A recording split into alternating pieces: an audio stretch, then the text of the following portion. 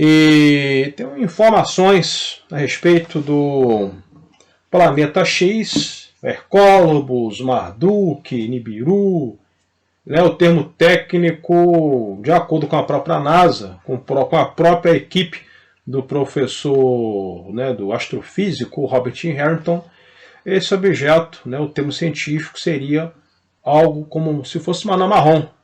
É uma estrela que fracassa, que não dá certo. E como a astrofísica ela realmente surpreende, tá? Não é absurdo dizer que uma estrela entra no sistema solar de forma periódica. Não é absurdo. Tá? E, infelizmente, a ciência moderna ela não fala sobre isso. Né? Por exemplo, como se a humanidade não pudesse saber desse assunto, porque na década de 80 foi falado muito disso e depois o assunto caiu em esquecimento. Informações do Dr. Bridge, tá? Vou passar para vocês agora através de um blog americano. Eu acho interessante essas informações e eu vou mostrar por quê. De acordo com o Dr. Bridge, o astro ele vem do sul, né? Temos aqui, eu vou simbolizar através desse globo, né? De acordo com o Dr. Bridge, o objeto ele vem 60 graus a partir do sul. Ou seja, quem mora no hemisfério sul, Brasil, Austrália, sul da África, não tem chance, Chile, por exemplo, Argentina, de ver esse objeto primeiro. De acordo com as informações dele, e parece que o Dr. Robert Hamilton também alegou que a órbita dele é inclinada do sul. Talvez isso explicaria também os observatórios no Polo Sul. Por que esses observatórios eles não foram colocados no Polo Norte? Por que tem que ser no Polo Sul?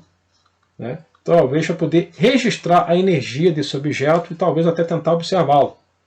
Tá? Então faz todo sentido. Né? E você se lembra daquele também radiotelescópio Arecibo, que sofreu aquele acidente misterioso? Pois é, então temos que juntar as peças. Né? Então temos aqui a Terra, tá? E a Lua. Mas eu vou usar aqui a Lua simbolizando o objeto. Tá? O plano da eclíptica é esse aqui. Vamos imaginar. Terra, Marte, Júpiter, Saturno, Urano, Netuno, ou seja, o plano da eclíptica praticamente é um alinhamento. Então o objeto não viria assim, tá? Assim, ó, de frente, mas ele viria de baixo. Ele vindo desse bem assim de frente, ficaria mais fácil para observar também. Então, o objeto ele vem de uma órbita muito inclinada. Né? Temos aqui o plano da eclíptica, tá? Então o objeto ele viria assim, 60 graus do sul. Ele viria fazendo esse trajeto. E as informações que ele passou, né? A Antártida, bem aqui, nessa área branca que eu pintei, que representa a Antártida, vai ser o local mais atingido. Porque a energia gravitacional magnética ela vem mais do sul. Então eu achei interessante as informações dele, né? E tanto é que estão acontecendo anomalias na Antártida e até mesmo cientistas da sociedade criativa falam muito a respeito dessas anomalias, porque na verdade, é uma organização que não tem ligação com o governo. Então, a sociedade criativa está colocando aí a boca no trombone, né, com diversos denunciantes, professores inclusive, sobre as anomalias que estão acontecendo até mesmo nas camadas inferiores da Terra. Então, por exemplo, eu falo muito disso, mais de 85 mil terremotos atingiram a Antártida. Isso é muita coisa. Tá?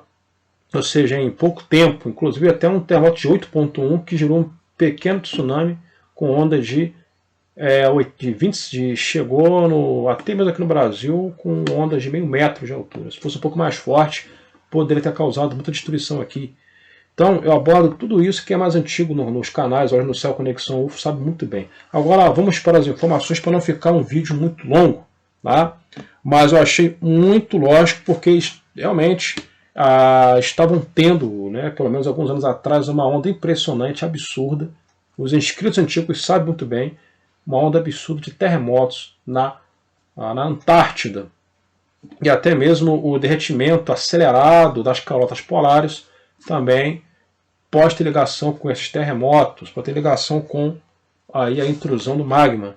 Mas tudo isso sendo influenciado pelo objeto, pelo astro intruso, pela força externa, né?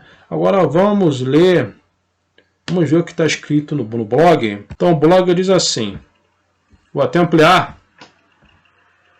O Dr. Bridge, um blog americano, forneceu informações adicionais detalhando as mudanças meteorológicas inesperadas, né? Ou melhor dizendo, mudanças meteorológicas esperadas associadas à aproximação de Nibiru com o nosso sistema solar interior.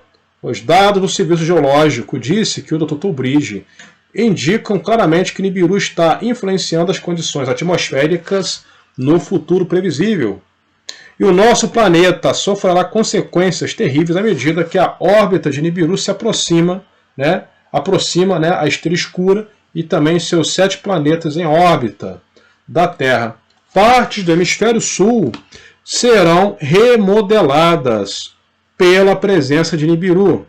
A Antártica ou Antártida, por exemplo, será a primeira área geográfica a experimentar mudanças cataclísmicas, inegavelmente relacionadas com a passagem do monstro.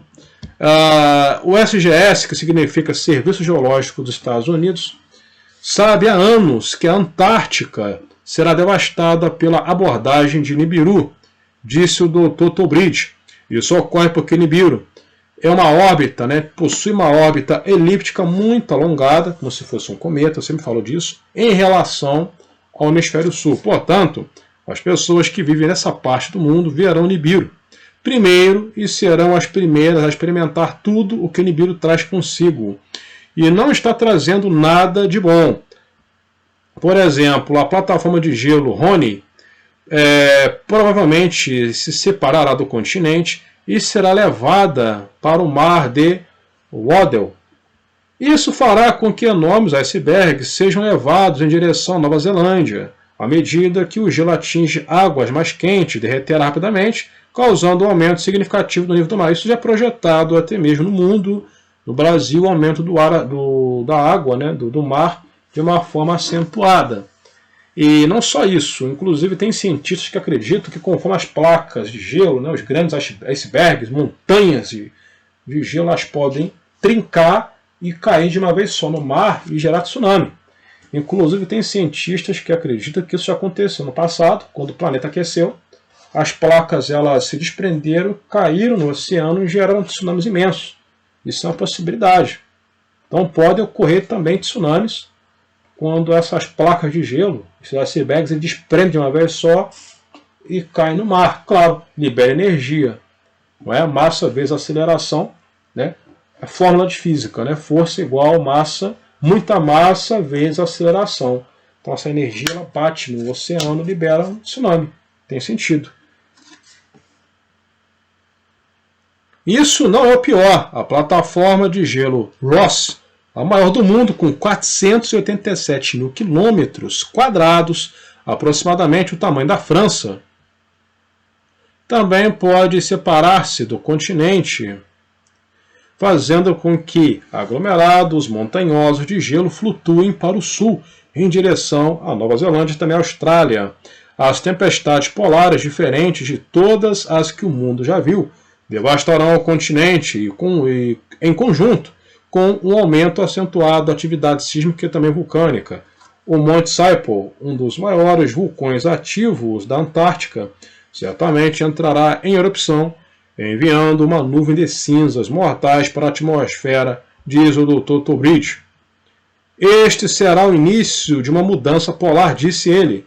Estamos analisando a possibilidade real de terremotos de magnitude 8 a 10. Vocês estão vendo? Outro falando dos terremotos apocalípticos. Tá? Além da sociedade criativa que está prevendo um outro terremoto de 10 nas Fossas Marianas, que se propagam por todo o continente.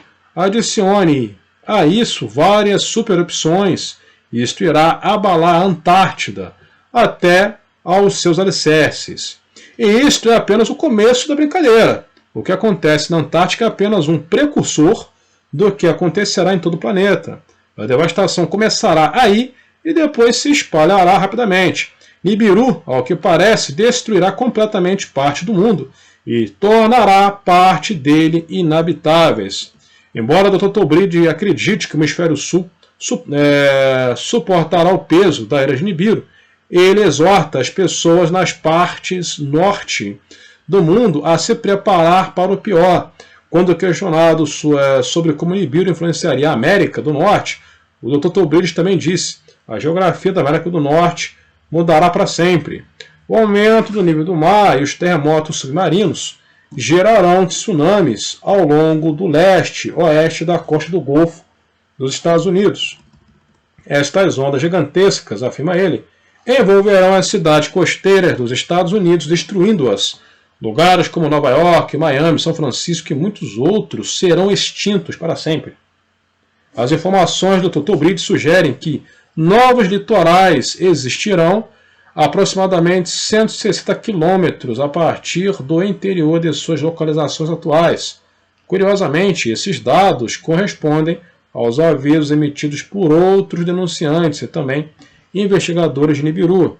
O astrônomo renegado Paul Cooks e também o entusiasta de Nibiru John Moore lançaram mapas que retratam o litoral após Nibiru, no caso pós-Nibiru na América do Norte, né? Mapas que mostram os Estados Unidos da América depois da passagem do astro, ou seja, praticamente, né, o país ele vai se dividir no meio, ali onde passa o rio Mississippi, né, aquele rio ele vai receber uma grande quantidade de água, né, do mar, vai acontecer alguma deformação ali, que praticamente o Atlântico Norte vai invadir o meio dos Estados Unidos, e também grande parte da costa oeste, como a costa leste, também será tomada.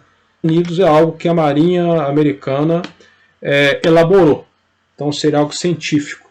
Apesar dos potenciais horrores de Nibiru, o Dr. Tobrid permanece otimista. Não acredito que este será o fim da humanidade, tal como a conhecemos. Os humanos têm uma capacidade tenaz de evitar a sua própria extinção.